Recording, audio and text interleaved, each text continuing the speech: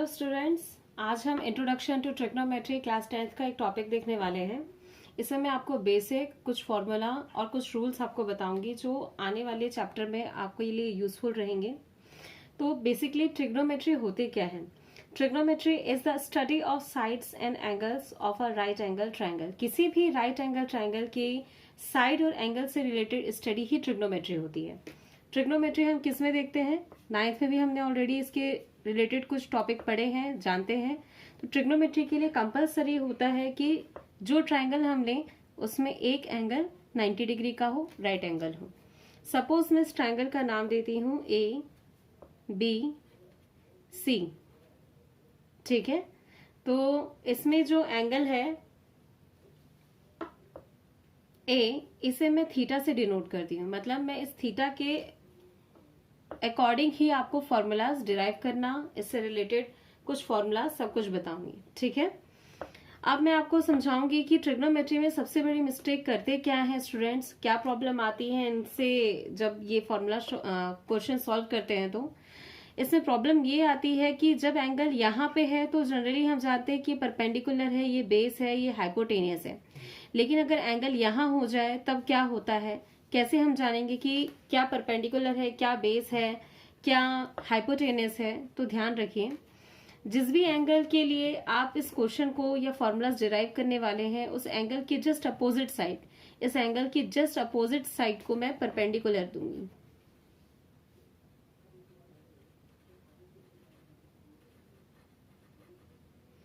इस एंगल की just opposite side को परपेंडिकुलर कहूंगी। इस 90 डिग्री की एंगल के जस्ट सामने की जो साइड होगी वो हाइपोटेनियस होगी। जो साइड बच जाती है उसे हम बेस कहेंगे, या हम एंगल की एडजेसेंट साइड को भी बेस कह सकते हैं। बहुत ध्यान देने की जरूरत है हमें। जो एंगल हमने लिया है, जिसके थ्रू हमको सारे आइडेंटिटीज फॉर्मूलाज देखने हैं, उस एंगल की सामने की ही साइड परपेंडिकुलर होती है। उस एंगल की एडजेसेंट साइड, जो चिपकी हुई साइड रहती है, वो बेस होती है। अब आप ये कहेंगे कि ये साइड भी दोनों तो इसकी एडजेसेंट हुई, तो हाइपोटेनियस क्या होगा, बेस क्या होगा? तो ध्यान रखना है 90 डिग्री के सामने वाला हाइपोटेनियस है। जिस एंगल के थ्रू आपको आइडेंटिटीज देखनी है, ट्रिग्नोमेट्री का क्वेश्चन सॉल्व करने हैं, उस एंगल के जस्ट सामने की साइड परपेंडिकुलर है, जो बच गई है साइड वो बेस है, ठीक है। अब हम आगे बढ़ते हैं, हम देखते हैं ट्रिग्नोमेट्रिक रिलेशंस, रेशियोज, ठीक है। तो ट्रिग्नोमेट्रिक रेशियोज होते क्या हैं? Trigonometric ratios sine, cos, tan आपने 9th में भी देखे हैं। स्टिल मैं आपको बताती हूँ।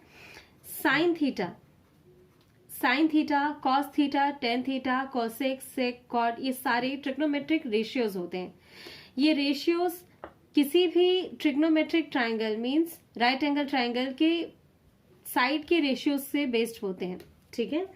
Sine theta perpendicular upon hypotenuse होता है।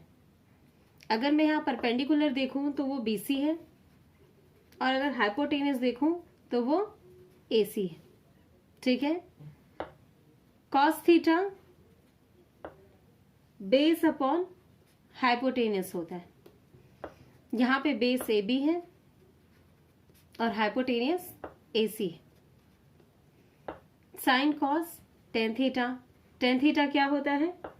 परपेंडिकुलर अपॉन बेस, जो हम जानते ही हैं। यहाँ परपेंडिकुलर बीसी है और बेस ए बी है।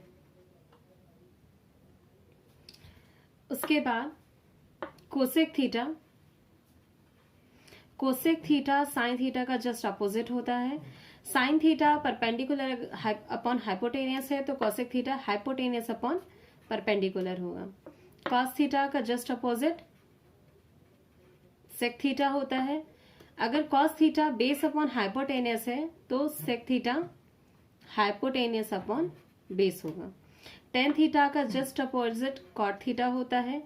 टेन परपेंडिकुलर अपॉन बेस है तो कॉट बेस अपॉन परपेंडिकुलर होगा।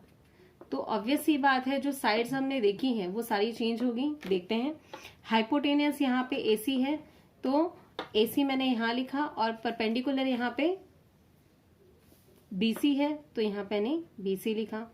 सेक एच अपॉन बी है तो hypotenuse A C upon base A B, cot base upon perpendicular base A B perpendicular B C. यहां आप देख ही सकते हैं ये रेशियोज यहाँ पे जस्ट अपोजिट है, ठीक है।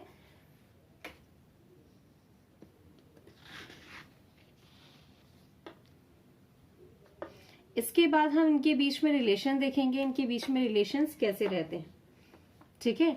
आइडेंटिटीज से पहले हमको कुछ रिलेशन पता होने चाहिए जो इन ट्रिग्नोमेट्रिक रेशियोज के बीच होते हैं। जैसे साइन थीटा अगर कोसेक थीटा का जस्ट अपोजिट है, उसका रेसिप्रोकल है, तो मैं साइन थीटा को 1 अपॉन कोसेक थीटा बिल्कुल लिख सकती हूं। तो ठीक कोसेक थीटा को 1 अपॉन साइन थीटा भी लिख सकती हूँ। और मैं दोनों में से किसी को भी अगर क्रॉस मल्टीप्लाई करूं तो sine theta into cosec theta equals to 1 ले सकती हूँ। इसे बहुत अच्छे से ध्यान रखना है। आने वाले टाइम में हम जो भी न्यूमेरिकल सॉल्व करेंगे उसमें ये सारे रेशियोज, इनसे रिलेटेड रिलेशंस बहुत इंपॉर्टेंट रखते हैं। अगर आप इसे ध्यान नहीं रखते हैं तो किसी ना किसी क्वेश्चन में आप जरूर फंस जाएंगे। आगे चलते हैं। कॉस थीटा और सेक थीटा एक दूसरे के रेसिप्रोकल होते हैं, अपोजिट होते हैं। तो मैं कॉस थीटा को 1 अपॉन सेक थीटा लिख सकती हूँ, तो सेक थीटा को भी 1 अपॉन कॉस थीटा लिख सकती हूँ। और अगर मैं इसे क्रॉस मल्टीप्लाई कर दूं या फिर मैं इसे क्रॉस मल्टीप्लाई कर दूं तो मेरे पास एक रिलेशन आता है cos theta into sec theta equals to 1। Similarly tan और कॉट के बीच में होता है। टेन थीटा को मैं 1 अपॉन कॉट थीटा लिख सकती हूँ, कॉट थीटा को मैं 1 अपॉन टेन थीटा लिख सकती हूँ। तो tan theta into cot theta equals to 1। इनमें एक रिलेशन और रहता है। वो रिलेशन कैसा रहता है? Tan theta sine theta upon cos theta होता है। ये कैसे होता है ये मैं जरा बताती हूँ। अगर मैं sign theta upon cos theta करूं, किस तरीके से? Sign theta upon cos theta. यहां पे मैं देखती हूँ साइन परपेंडिकुलर अपॉन हाइपोटेनियस है और cos perpendicular base upon hypotenuse है। हाइपोटेनियस अगर कैंसिल होता है तो ये परपेंडिकुलर अपॉन बेस आएगा जो कि क्या होता है? Tan theta. Perpendicular base equals to tan theta. इसलिए मैंने यहाँ पे लिखा है tan theta equals to sine theta upon cos theta. क्या आपको ये समझ में आया? अगर टेन थीटा ऐसा है तो कॉट उसका जस्ट रेसिप्रोकल होता है, अपोजिट होता है, तो कॉट थीटा क्या हो जाएगा? Cos theta upon sine theta. ठीक है, आप यहाँ पे देख भी सकते हैं अगर cos theta upon sine theta करती हूँ तब भी हाइपोटेनस कैंसिल होता है, पर बी अपॉन बी आएगा। बी अपॉन पी क्या है? बी अपॉन पी है कॉट थीटा, इसलिए मैंने कॉट थीटा को cos theta upon sine theta यहाँ मेंशन किया है। आप टेन का रेसिप्रोकल भी ले सकते हैं या फिर उसको डिराइव भी कर सकते हैं। मैं कुछ यहाँ पे फॉर्मूलाज मार्क कर दे रही हूँ जो आपको ध्यान रखने हैं। साइन कॉस टेन, टेन का सेकेंड फॉर्मूला, कॉट का सेकेंड फॉर्मूला, इसे आप ध्यान दीजिए। ये सारे आपको इस फॉर्मेट में कहीं ना किसी क्वेश्चन में नजर आते हैं, इसलिए मैंने आपको बताया है। साइन थीटा कोसेक थीटा एक दूसरे के रेसिप्रोकल होते हैं। सिमिलरली कॉस और सेक एक दूसरे के रेसिप्रोकल होते हैं। टेन और कॉट एक दूसरे के रेसिप्रोकल होते हैं। टेन थीटा को साइन और कॉस के फॉर्मेट में हम ऐसे लिख सकते हैं कई सारे क्वेश्चन में, जिसमें प्रूफ दैट वाले जो क्वेश्चंस आते हैं उसमें टेन की जगह आपको कई बार साइन और कॉस के फॉर्मेट में चेंज करने के लिए इन फॉर्मूलाज को यूज करना पड़ता है। ठीक है, इसके बाद हम नेक्स्ट टॉपिक पे आते हैं। नेक्स्ट टॉपिक है trigonometric ratios of complementary angles. Complementary angle क्या होते हैं? वो एंगल जिनका सम 90 डिग्री होता है। सपोज कोई टू एंगल्स हैं, एंगल बी, एंगल सी, अगर इनका सम 90 डिग्री है तो इन्हें मैं कॉम्प्लीमेंट्री एंगल्स बोलूंगी। ठीक है, हमारी जो ट्रायंगल है, हमारा जो ट्रायंगल है उसमें अगर बी 90 डिग्री का है तो बचे दो एंगल का सम भी 90 होगा। क्यों? क्योंकि तीनों एंगल का सम 180 होता है। अगर एक 90 रह गया तो बचे दोनों का सम अपने आप ही 90 होगा। इसलिए मेरे पास अभी जो दो एंगल है वो ए और सी हैं जिनका सम 90 होगा। ठीक है, तो ये मैंने आपको जस्ट समझाया था। अब मैं आगे बताती हूँ आपको कॉम्प्लीमेंट्री रेशियो, कॉम्प्लीमेंट्री एंगल्स के रेशियोज कैसे डिफाइन होते हैं। साइन थीटा अगर साइन 90 माइनस थीटा हो तो ये चेंज हो जाता है कॉस थीटा में। Sine 90 minus theta cos theta होता है, तो similarly cos 90 minus theta sine theta होगा। ठीक है, now tan 90 minus theta cot theta होता है, तो cot 90 minus theta tan theta होगा। Sec 90 minus theta cosec theta होता है, तो cosec 90 minus theta sec theta होगा। अब ये सब है क्या, ये 90 माइनस क्या है, ये कहाँ से आ रहा है, तो मैं आपको समझाती हूँ ये क्या है। हम एक्स एक्सिस वाई एक्सिस देखते हैं, बहुत समय से देखते आ रहे हैं।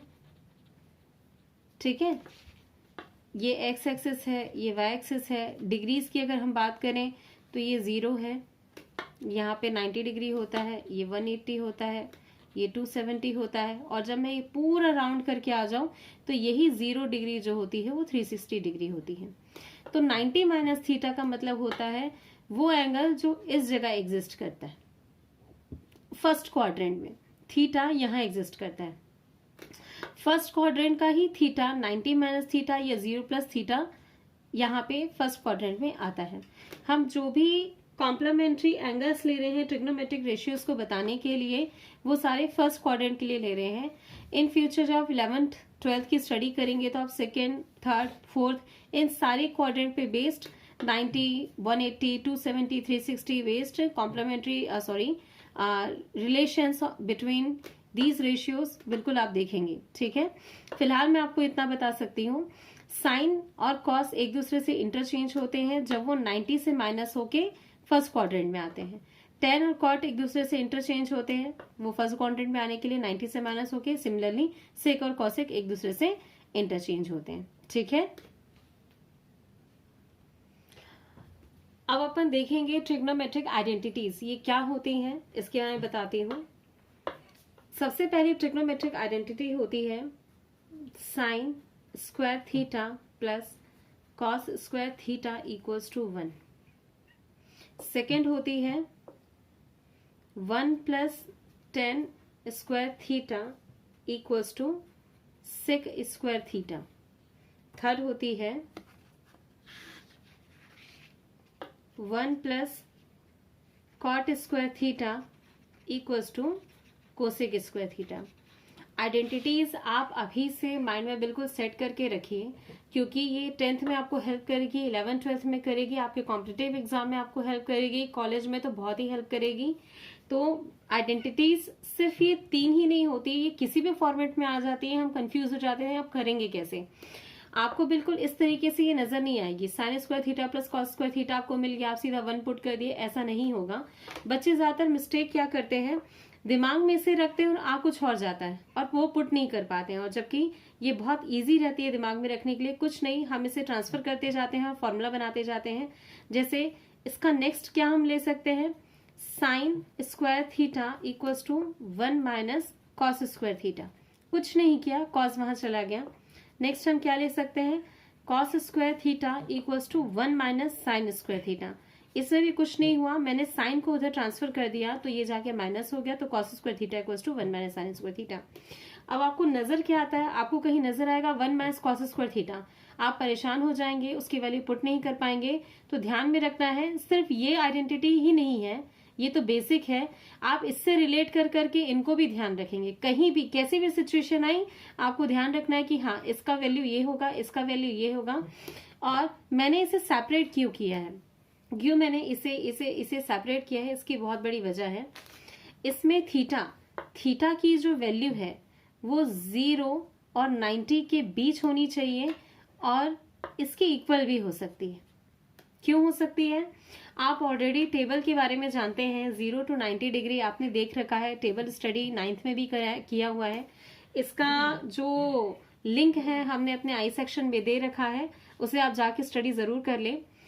0 और 90 के बीच में हम इस वैल्यू को पुट कर सकते हैं, थीटा की कोई भी वैल्यू, हम 0 भी पुट कर सकते हैं, 30, 45, 60, 90, हम इसमें कुछ भी पुट कर सकते हैं, क्योंकि 0 से 90 के बीच में साइन या कॉस इसमें से कोई भी अनडिफाइंड नहीं होता, नॉट डिफाइंड नहीं होता है, ठीक है। इसलिए यहाँ पे मेंशन करना जरूरी है कि थीटा की वैल्यू 0 और 90 के बीच में रहे, ठीक है। नेक्स्ट आइडेंटिटी मैंने आपको बताई 1 + tan square theta equals to sec square theta. अब हमारे पास क्वेश्चन आया, हम उसमें ढूंढ रहे हैं 1 + tan स्क्वायर थीटा मिल जाए तो हम sec स्क्वायर थीटा डालेंगे, ऐसा बिल्कुल नहीं होता। आपको अलग अलग फॉर्मेट में नजर आएगा, जैसे कि sec square theta minus tan square theta equals to 1। कुछ नहीं, मैं 10 को वहां पे लेके चली गई तो sec square theta minus tan square theta है, जिसकी वैल्यू 1 आई। मैक्सिमम टाइम आपको ये नजर आएगा जहां पे आपको 1 पुट करना है। आप ये भी कर सकते कि 1 वहां चला जाए, तो sec square theta minus 1 equals to tan square theta.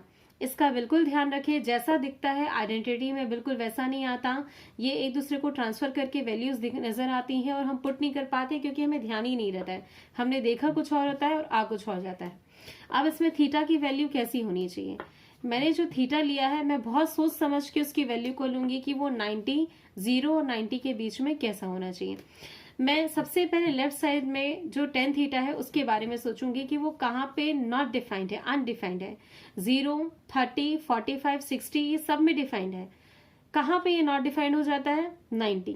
इसलिए मुझे बहुत ध्यान रखना है कि इस पर्टिकुलर आइडेंटिटी में 0 तो आएगा, ठीक है, लेकिन कौन नहीं आएगा? 90 नहीं आएगा। अब ये इसके बारे में अच्छा सिंबल्स आपको क्लियर है कि नहीं है? नहीं है तो मैं बता दे रही हूँ।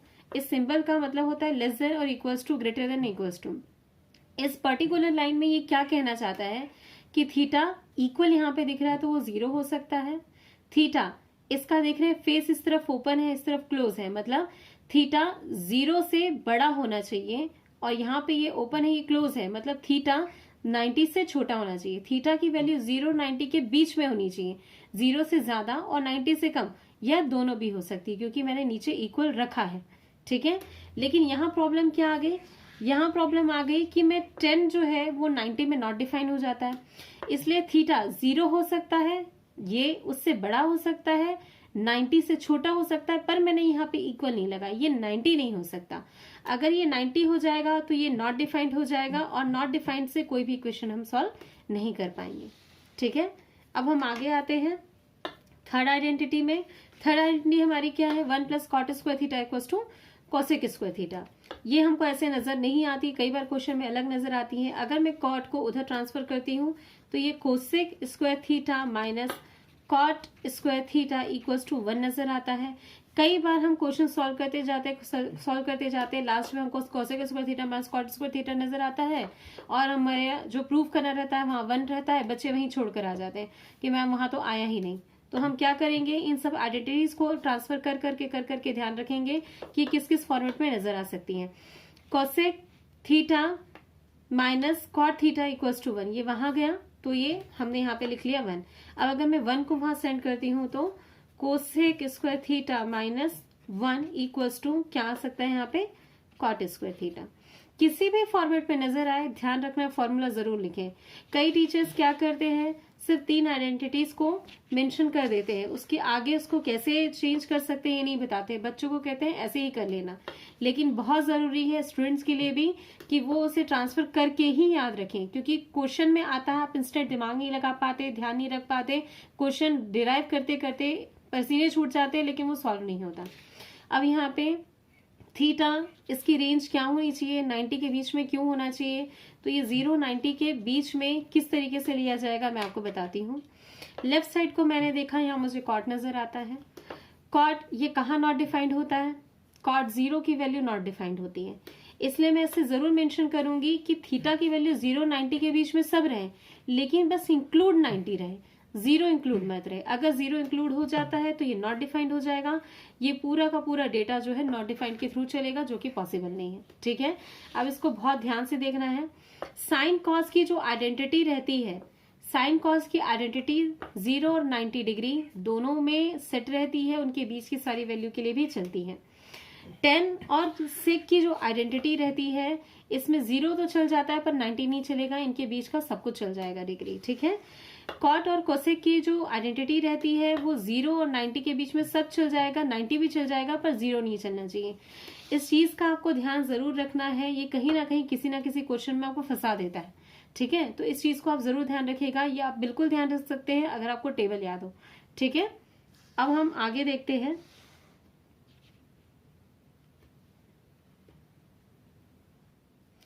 नेक्स्ट वीडियो में। Thank you very much, have a nice day.